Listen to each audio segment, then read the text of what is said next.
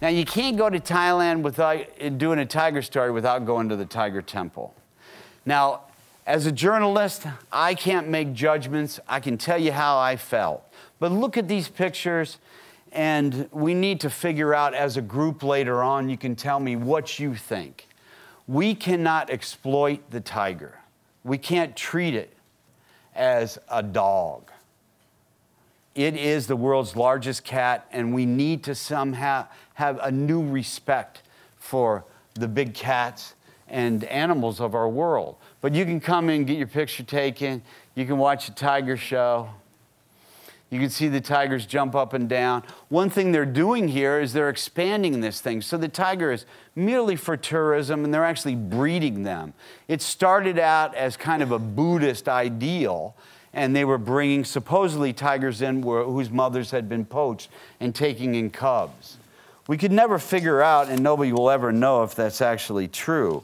But I was bound and determined if I was going to be there, I had to get a picture. So see where that guy is back here? I figured the only thing that I could do is try to figure out how to get back there to show the people that came to see the show and get the viewpoint from there. Because if I'm going to spend 3 days there, I got to come back with a picture. So you can see me right here being led back with all these tigers here looking at me. Now the guy said, hold my hand in front, hold the hand of the guy in back. And he said later on I had something made of steel. I figured it was like the game I play at Cracker Barrel. When you lose, you're just plain dumb.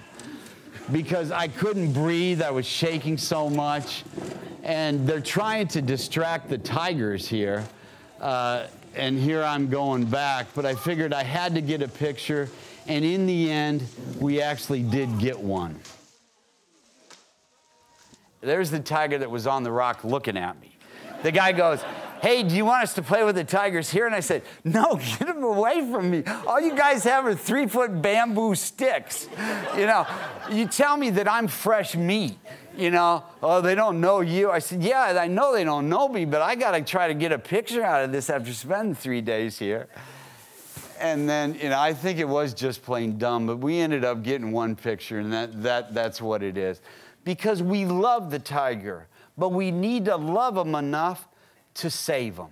And we need to find this love and put it into conservation, the organizations that we hear that are saving tigers, and to actually put our support, whether it's just support, getting involved, or funds, into saving this species. And you know, I watch this, it's just incredible. It makes you really feel close to the animal. But then it's kind of like, you know, you can go try to feed them chicken, but as you can tell, that guy's like, hey, I'm a tiger and I'd like to eat some red meat today. And these cubs are just cuter than can be. But let's look at them in a way that these guys need to be in the wild. And there's the monk. And so I'm glad I went. And I think, like a zoo, we become closer to the species, but we have to remember that they live in the wild, and we got to find a way to be sure that they have that.